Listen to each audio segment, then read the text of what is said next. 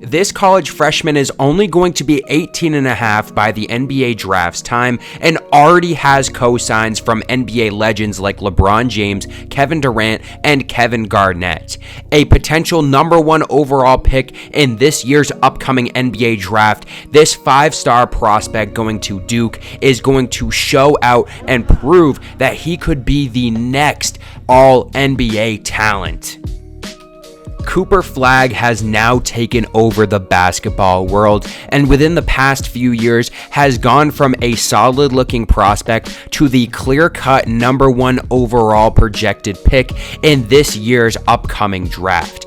He has committed to Duke University, where he will be able to take the floor with other 5-star prospects and potentially put on a very, very good show this year. He has proven his skills at every stop so far, going to Montverde Academy in high school, which produced many NBA players, including Cade Cunningham, Scottie Barnes, and Ben Simmons, to name a few, and has shown out for Team USA, and that's where he got his praise from a lot of the Team USA members, including guys like Kevin Durant and LeBron James, who both said that this kid is really the future.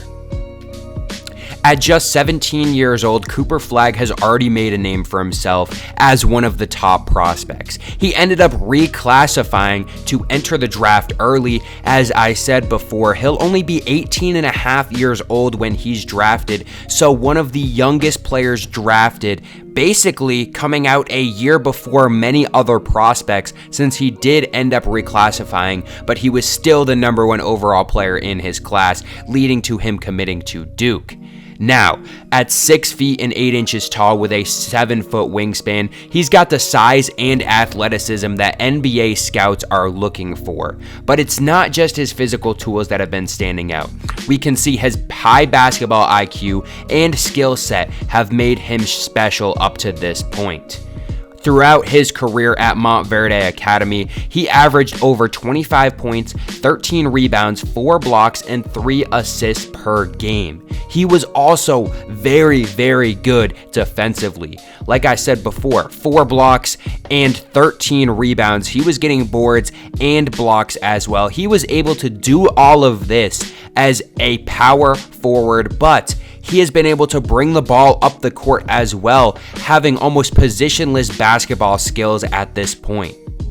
Defensively, he's been able to hold his own against pretty much everyone he's been able to guard to this point at 6'8", but offensively, he is very dangerous as well. He's a 3-level scorer as of now, and he can continue to get better as well. He's been able to knock down threes from deep, pull up from mid-range, or finish strong at the rim. He has a very well-rounded game, and it's going to be very difficult to defend him at the next level in college and eventually in the NBA. But the thing that really sets him apart and gives him some comparisons to a guy like Ben Simmons, who is also at Montverde Academy, is that he has a very high playmaking ability for his size.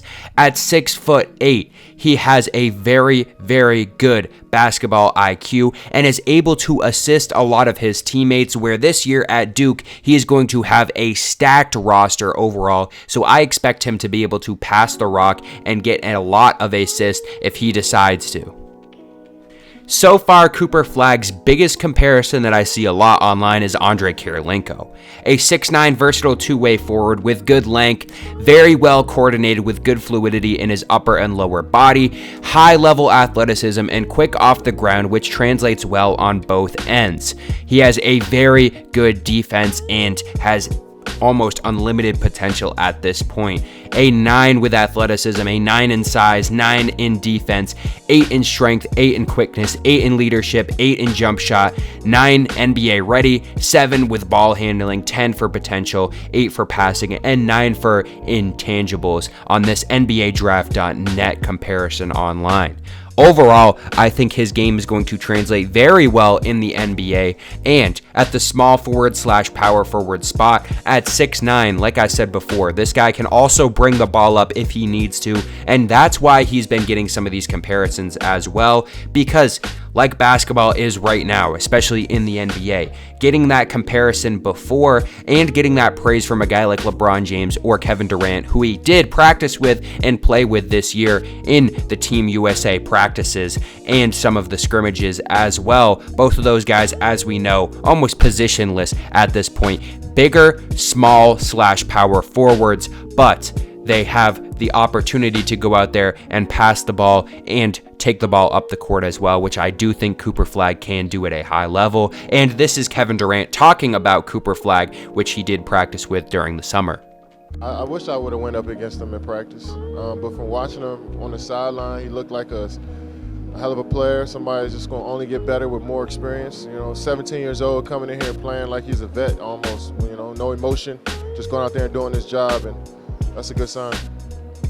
So let's talk about why Cooper Flagg decided to go to Duke, and the main reason is because of the legacy and good player development that they have there, but also because of how good this team could be next year.